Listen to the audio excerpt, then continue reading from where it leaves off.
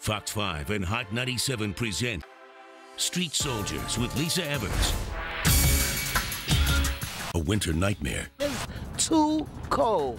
And patience is running out. You see me now, I have on a sweater, thick long johns, and thick socks. Tonight, Lisa Evers. Here in the Bronx with NYCHA residents. Ja Rule. We're talking about heat. And a blockbuster panel. NYCHA, as we know it, is dying a slow death. A Street Soldiers Town Hall. NYCHA in crisis. We're here at the BronxWorks Pyramid Community Center with NYCHA residents trying to get some answers. Residents came out from a variety of developments, including Bronx River Houses, Washington Avenue Murphy, Pink Houses, Claremont Franklin, Bronxdale, Throgs Neck, Wagner Projects, Farragut Houses, Morrisania Air Rights, Maxwell, Andrew Jackson, Johnson Houses, and Patterson Houses, and even more, all here trying to figure out what's really going on. Take a look at how we got to this point. I put on my two little blankets, I have one little blanket, and then I have a big sleeping bag. No hot water, there's no heat. I got 5 kids, it's ridiculous. A rough winter for tens of thousands of rent-paying NYCHA residents who found themselves without heat and without help on some of the coldest days in decades. While residents tell us it's nothing new, it's also never been this bad. They need to put up the heat. Get some oil, get it generated, do something. It's too cold. As you see me now, I have on a sweater, thick long johns, and thick socks. From Throgs Neck to Far Rockaway, one end of the city to the other, resident council leaders told us they were running high on complaints and low on results, a pattern all too familiar from the lead paint scandal and safety issues like crime, lighting, and security cameras. The tickets are actually being closed out literally minutes, some even seconds after they're making them. 2, no one is coming to check on these residents. Aging buildings, boilers breaking down, lack of staff, and lack of funding, despite the $3 billion a year budget, are the reasons we kept getting. Another frustration, no real timetable for repairs. So we put it to NYCHA Chair Shola Olatoye in a rare interview on a recent Street Soldiers episode. When there is a system-wide, i.e. development-wide outage, and there are work orders associated with that outage, when service is restored, our staff go and take apartment temperatures, random apartment temperatures, to ensure that people have legal heat, and then the work tickets associated with that heating outage are closed. Some elected officials want her to step down and accuse NYCHA management of incompetence, covering up problems, and not caring about residents, like 3-month-old baby Caden, whose mom says developed pneumonia from their frigid apartment. To find out I overdressed him or underdressed him because it was freezing temperatures in the house, and winds up in the hospital with pneumonia. There should be a declaration of emergency. We need new leadership at public housing in the city of New York. It's a state of emergency. It's life or death. Joining me is straight off a plane from Dubai, the one and only Ja Rule, hip-hop superstar and actor. Also with us is Giancarlo Fernandez. He's with the organization Community Voices Heard. And you may know our next guest, City Council Member Richie Torres from the 15th District here in the Bronx. And also with us is Dr. Elisa English. She's a clinical therapist who's been working in our communities for many years on a variety of mental health issues. Richie, I want to start with you on this. You are a prime example of somebody who grew up in public housing and is doing very, very well, but you have taken up the fight of people like your mother, who still lives in the Throgs Neck houses. Give us a sense of where we are. Has it always been this bad, or was this winter just one of those flukes, and like they said, the old equipment just didn't hold up and people didn't have heat or hot water for weeks? You know, it's been bad for a long time, but it's getting worse. And I'll tell you, I'm the youngest member of the City Council, and I'm one of the youngest elected officials in the city of New York. I'm living my dream, and I would not be here but for public housing. So it's deeply personal to me. But the reality is the residents who are living in public housing are living a nightmare, right? And keep in mind that NYCHA houses 700,000 people, right? There are 500,000 people who live in public housing, 200,000 residents who live in who depend on Section 8. It houses a population the size of Boston, right? NYCHA is the forgotten city within the tale of two cities that is New York City. and it's been savagely starved of funding at every level of government. It has $25 billion worth of unmet capital needs. So in order to bring public housing to a livable state, you would have to invest $25 billion.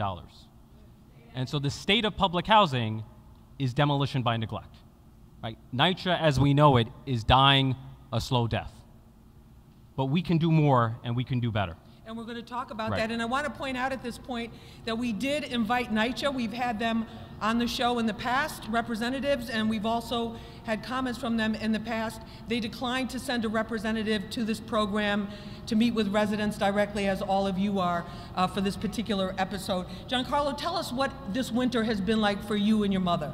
Yeah, I can tell you specifically that we've spent many weekends without heat.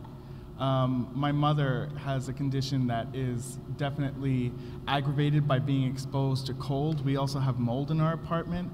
I've been to the emergency room with her many times.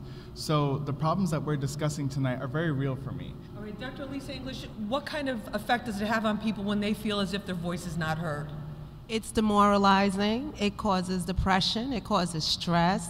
The fact that people are dealing with not having their basic needs met, they feel like no one's listening to them. That's like moral injury. Like, I'm asking someone to help me and no one is helping me. We have a responsibility as a society to help those who are vulnerable. All right, Ja Rule, as a hip-hop artist, as an actor, why do you feel it's so important for hip-hop to be involved in this particular issue? And thank you for taking time. I mean, you know, speaking from hip-hop standpoint, we come from this. You know, we come from the bottom. I was raised public housing. You know, my mom works 2-3 jobs to try to feed us, and you know, I'm really upset at the fact that we're even all here right now, talking about heat. Something so simple. I mean, it's a human right to have heat in your building that you live in. I mean, we talk about politics, right? We talk about the trickle-down effect. Well, I think we're seeing the trickle-down effect right now.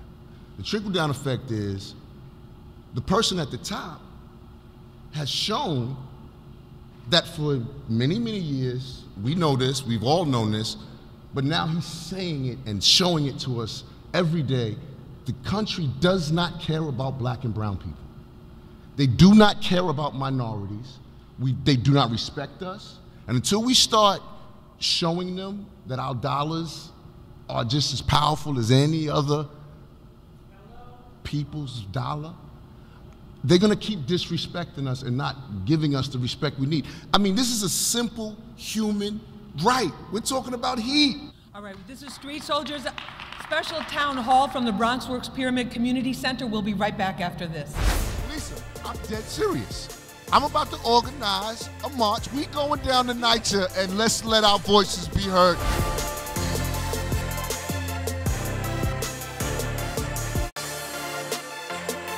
Why do you think we've become, as a society, desensitized to what's happening to our own brothers and sisters, our own fellow citizens, and our own neighbors who are going through these circumstances and paying for it? We're not having these town hall meetings in Bergen County. We're having them here in the Bronx. We're having them in Queens, and we're having them in Brooklyn. We're having them in the hoods, in the ghettos, the poor sections of the country. We're not going to the rich neighborhoods. When I happen to live in a nice neighborhood, and the town hall meetings that they're having over there, they're about fixing the little road that got messed up, pothole during the winter time, and there's like 3 of them, and they're beefing because they're like, yo, I'm gonna mess up my Bentley. We ain't fighting for that over here. We fighting for heat. We fighting for real causes. People, I mean, I just really, it really bothers me to fathom that we are in 2018 and we have to have these type of meetings. We still are marching, you know, for things that should be basic human rights, things that should be given to every human being. This is State Senator Jesse Hamilton. You introduced a bill about lead because it's very damaging to children, can cause brain damage, can cause lifelong consequences for them, and really totally change the trajectory of their life and their future. Tell us briefly about that. Well, the new bill that we're introducing is making sure that every child in New York State get tested for lead before the age of 6. And part of the lead paint poisoning that's happening right now is happening by design, because NYCHA fired 52 paint inspectors for lead in public housing. So we're trying to do also to make sure we get kids tested. A lot of times you don't know you have it. And a young child, developmental, as far as their brain capacity, can be damaged, and we want to make sure that we get the word out, get tested for your child if you live in public housing. Even if not in public housing, it's still an issue, because we're second highest to Flint, Michigan, as far as lead poisoning of children in New York City right now. Ms. Monique Johnson, please stand up. She is the president of the Throgsneck Resident Council. We got to know each other very well this month. I want to say that. Hopefully it'll be under good circumstances, but you've been going through it. You've been getting calls, we've been calling me, getting texts, and tell us about that. So I was at the hearing when Shola lied. She lied then and she's still lying. And once I left the hearing, I took the information to my senator, Jeff Klein, and he agreed. We knocked on hundreds of apartments in Throgsneck houses, and he has agreed to make sure that all of the kids in Throgsneck houses are being tested. He partnered with a medical facility. He provided transportation to and from the clinic, and he's also branching out to other developments. But the interesting thing that we found out when we knocked on these apartments is that NYCHA did not tell any of the residents that their apartments tested positive. What they told them was that, oh, we want to test for lead. And after they did the testing, when the apartment tested positive, they said, oh, we're going to come back and we're going to paint your whole apartment. So now they're doing you a favor. They don't come to do repairs, but they're going to come and paint your apartment.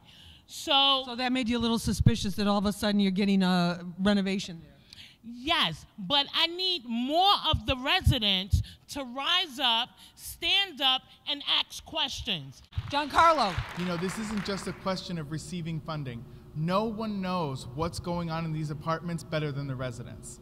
So when we're talking about receiving funding, we also need to have a resident oversight council that can actually review how this money is getting spent, that can actually make sure that the life-threatening conditions are taken care of. Giancarlo, that was my question, is like, we hear millions here, billions there, these big numbers with a lot of commas and zeros, Richie, and does it really make a difference? Do we know if it's going to go to where people can benefit from it?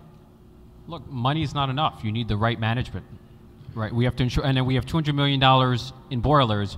Are we going to ensure that we're going to spend those dollars immediately so that the residents have the boilers by the next heating season? And then once those boilers are in place, is NYCHA going to maintain them in order to prevent them from breaking down? So I have my doubts. All right, and say your first name and where you're from. My name is Esther DeVore. I'm with Community Voices Heard. I am an active member in the community. I have been to all NYCHA's developments due to the fact I've been in participatory budgeting. I've went to some where they had meetings talking about the mold in the building. They was getting people that is not licensed from no unions. They gave out kits so they can test the mold in the apartment. They was going around to people with workers from NYCHA to paint the apartments, to cover it up. All they doing is dressing up the issue, and the issue is still there.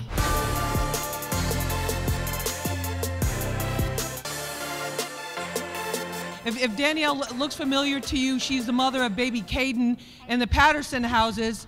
At 2 months old, baby Caden was hospitalized in the NICU because he had pneumonia. And how is the baby doing, your son doing right now? The baby is doing absolutely fine.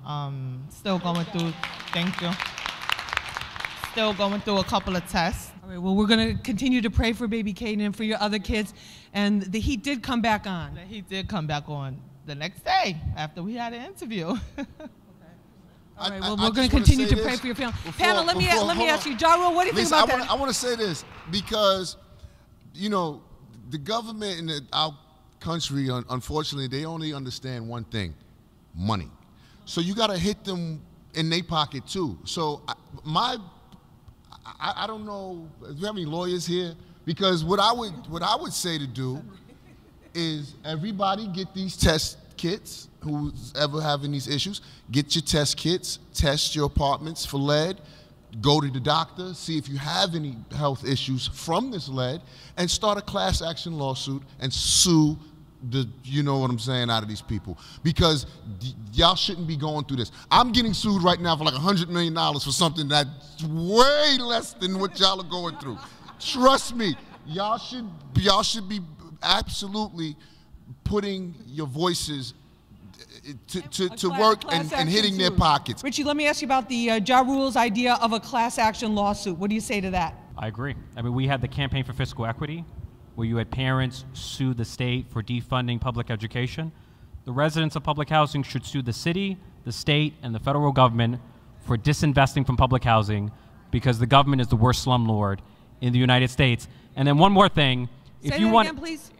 I'm sorry? You should say it again? The government? The government is the worst slumlord in the city, state, and federal government. And also, if you want to run the housing authority, you probably should live there so that you get a glimpse of the slum. Yes!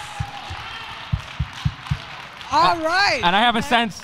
Kind of like if you run the MTA, you should take the subway or I the think bus, so. Right? What do you think, Ja Rule, about that idea? The chairman of the NYCHA should live in NYCHA. Well, okay. I agree. Michael Blake, stand up, please, and tell everybody, Assemblymember Michael Blake here from the Bronx, what can you offer to people as solutions or ways to move forward so we're not having the same town hall 6 months from now or next year? Well, we know too often that when people live in public housing in particular zip codes, they don't get the respect that we deserve. And your block should not block your blessing. Your zip code should not deny your destiny. That's what we always say. So to Ja Rule and others, there is a group that is in the process of working on a class action suit right now. If you want to engage with individuals, Housing Rights Initiative, Aaron Carr, they've been doing incredible work. Engage with us. We're on the housing committee. This is our district. We've worked with many people in this room, Danny Barber and Cheney and so many others, and we're sick and tired of seeing this disrespect that happened in our communities. I went over to Caldwell, I went over to Eagle, and you see repeatedly boilers not being replaced, mold that's coming down, leak that repeatedly happening. But we know if we were in a different zip code, things would be different.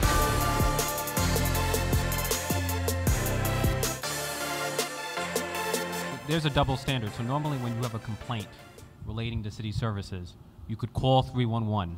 311 refuses to take complaints about public housing. You have to go through the centralized call center, which is controlled by NYCHA. And then if you want to explain why that's significant, why they have to go through this separate number. Because the system is controlled by NYCHA. There's no independent system for submitting complaints about conditions in public housing.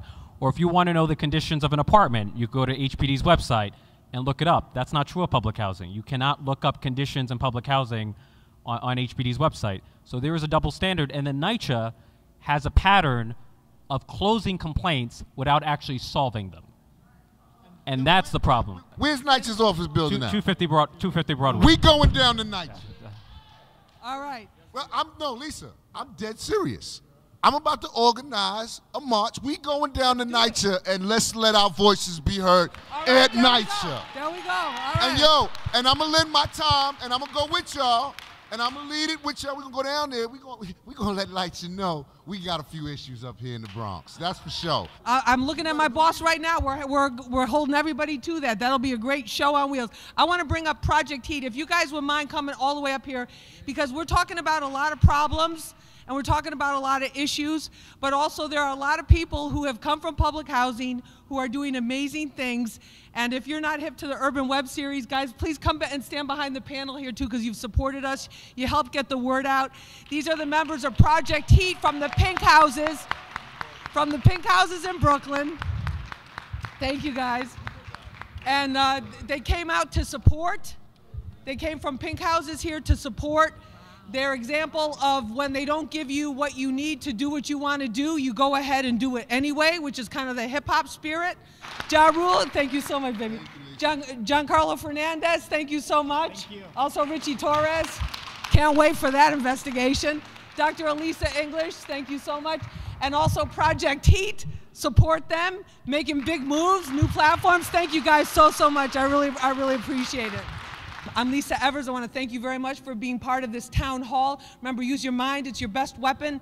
I hope it's your only weapon. Let's push for peace.